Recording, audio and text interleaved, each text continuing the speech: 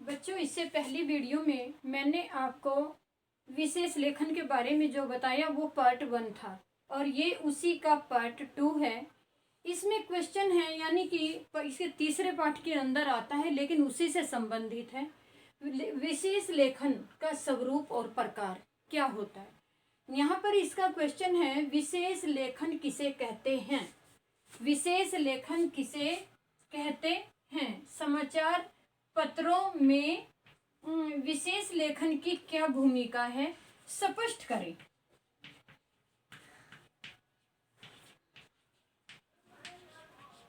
स्पष्ट करें। अब यहाँ पर विशेष लेखन में यहाँ बताया गया है कि किसी सामान्य विषय से हटकर विशेष विषयों पर लिखे गए लेखों को विशेष लेखन कहते हैं।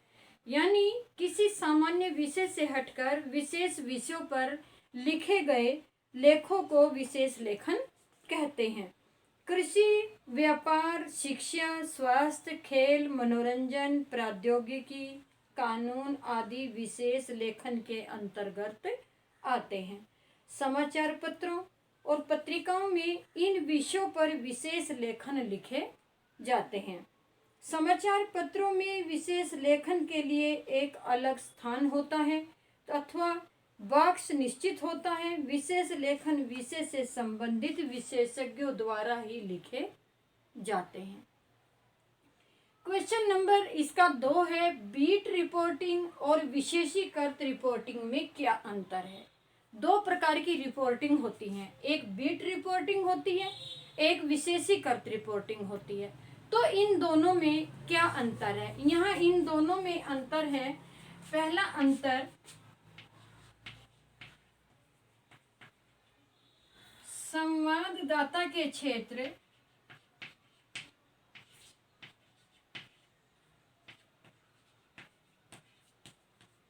संवाददाता के क्षेत्र विशेष से संबंधित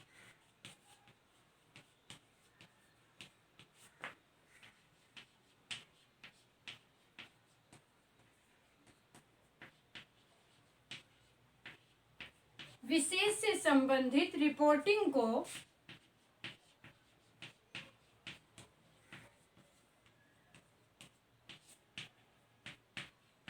बीट रिपोर्टिंग कहते हैं।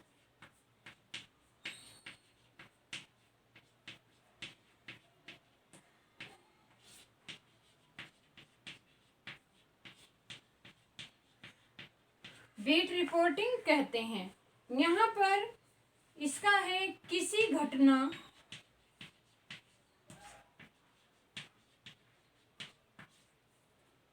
घटना अथवा समस्या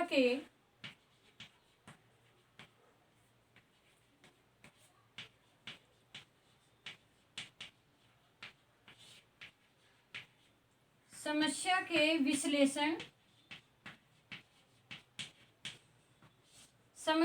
विश्लेषण और छानबीन से संबंधित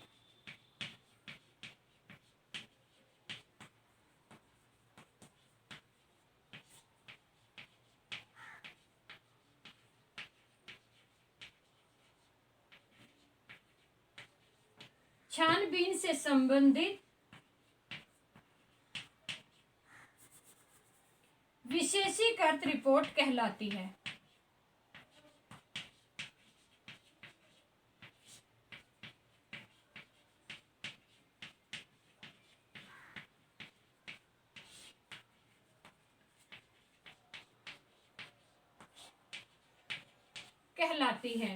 नंबर 2, इसमें संवाददाता को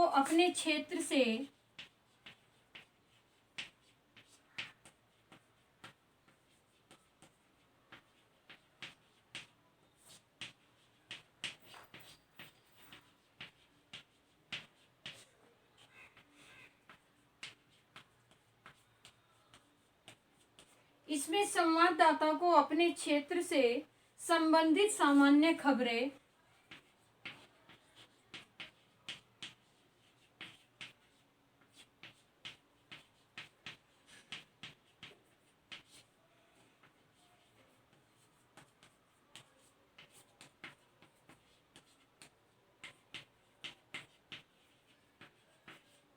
लिखनी चाहिए।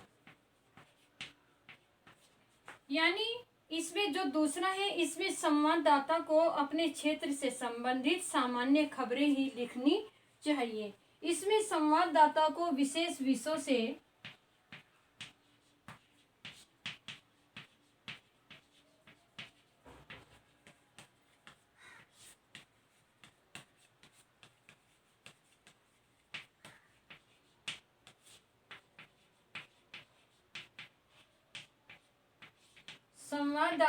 विशेष विषयों से संबंधित खबर लिखनी चाहिए।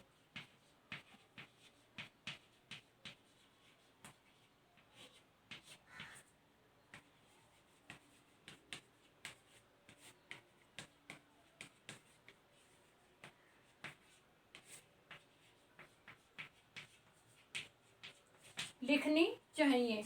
नंबर 3, इसमें घटना अथवा समस्या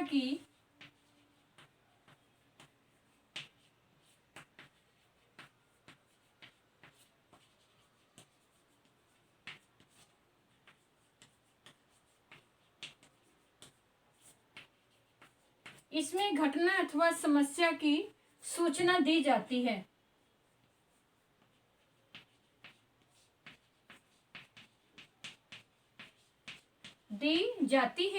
और इसमें घटना अथवा समस्या का विश्लेषण किया जाता है।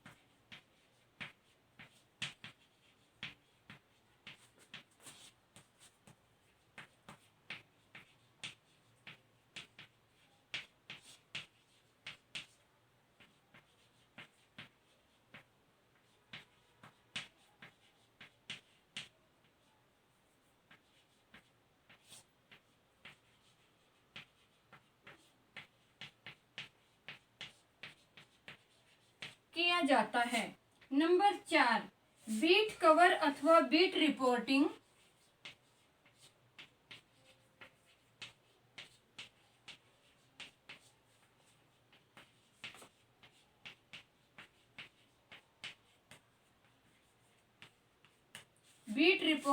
वाले रिपोर्टर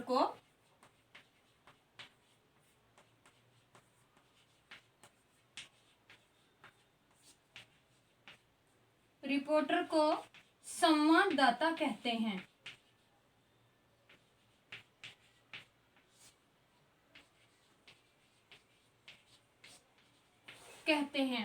विशेषीकृत रिपोर्टिंग करने वाले को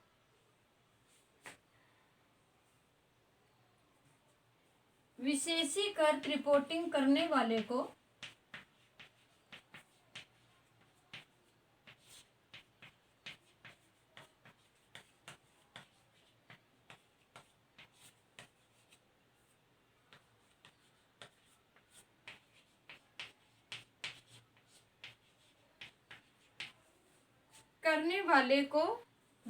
संवाददाता कहते हैं।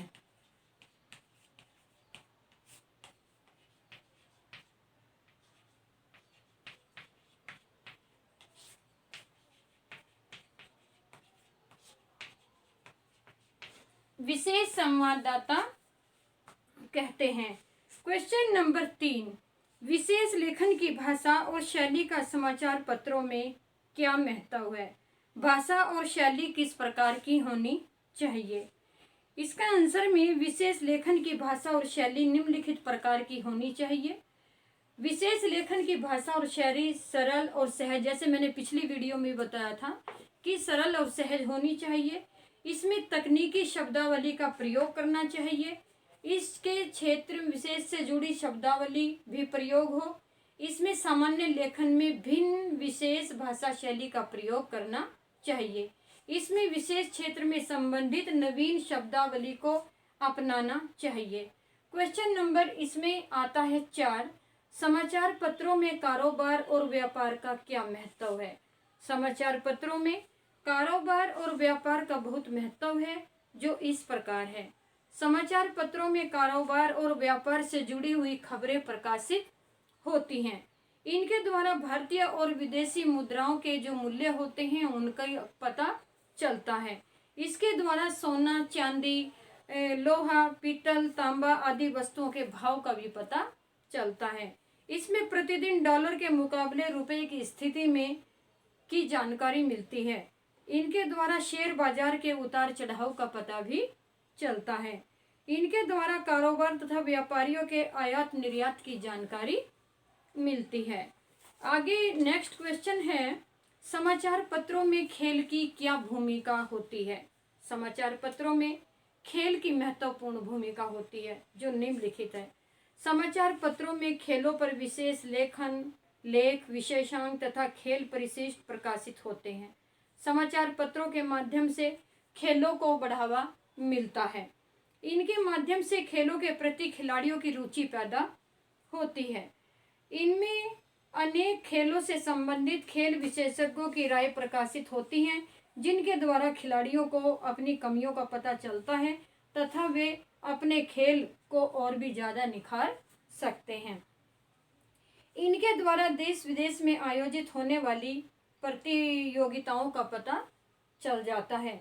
इनके द्वारा हॉकी, क्रिकेट, कबड्डी, फुटबॉल आदि खेलों से संबंधित नियम और बारीकियों का ज्ञान होता है। नेक्स्ट क्वेश्चन है, समाचार पत्रों में विशेष लेखन का क्या क्षेत्र होता है? विशेष लेखन के अनेक क्षेत्र होते हैं। अर्थ व्यापार, खेल, विज्ञान, प्रौद्योगिकी, कृषि, विदेश रक्षा, पर्यावरण, शिक्षा, स्वास्थ्य, फिल्म, मनोरंजन, अपराध, सामाजिक मुद्दे, कानून आदि। साधारणतया रोजाना की रिपोर्टिंग और बीट को छोड़कर सभी क्षेत्र विशेष लेखन के अंतर्गत आते हैं।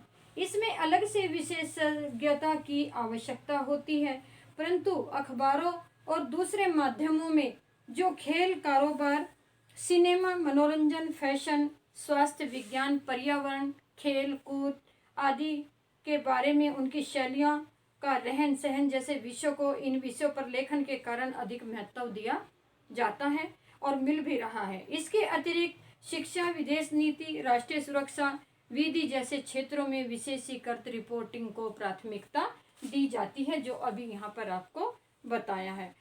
क्वेश्चन नंबर 7 जो नेक्स्ट है, सूचनाओं के विभिन्न स्रोतों की गणना कीजिए।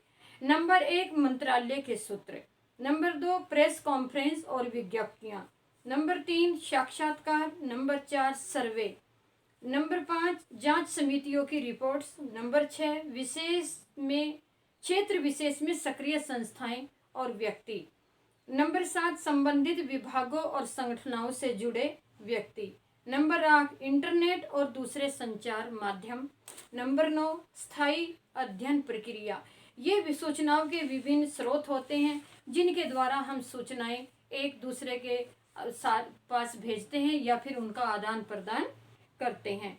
यहाँ पाठ में जितने भी आपको अभी क्वेश्चन करवाए हैं, थोड़ा उसमें पार्ट 1 और ये पार्ट 2 हो गया, ये एक ही पार्ट में भी आपको मिल जाएगा, तो आप इसको बहुत अच्छी तरह से याद करेंगे और एक एक पॉइंट आप अपनी उत्तर पुस्तिका में लिखेंगे। यहाँ पर कुछ एक क्वेश्चन है, विज्ञान के क्षेत्र में काम कर रही भारत की 5 संस्थाओं के नाम बताइए। भारतीय कृषि अनुसंधान केंद्र ICAR शॉर्ट फॉर्म है, minerals and metals corporation MMTC, रक्षा अनुसंधान विकास संगठन DRDO, national research development corporation NRDC, केंद्रीय इलेक्ट्रॉनिक लिमिटेड यानी कि CEL सेल। पर्यावरण पर छपने वाली किन्हीं 3 पत्रिकाओं के नाम बताइए जो पर्यावरण के ऊपर विशेष छापी जाती हैं। Paryavaran abstract, enviro news, down to earth, ये 3 इनकी वो हैं। 4 नंबर है जू प्रिंट, 5 नंबर सेंचुरी, नंबर 6 नेशनल जियोग्राफी। क्वेश्चन नंबर इसका 3 है, व्यावसायिक शिक्षा के 10 विभिन्न पाठ्यक्रमों के नाम और इनका ब्यौरा एकत्रित कीजिए। आपको आपकी पुस्तक के अंदर ये क्वेश्चन मिल जाएंगे, तो सभी क्वेश्चन आप बहुत अच्छी तरह से याद करेंगे और साथ में अपनी नोटबुक में लिखेंगे।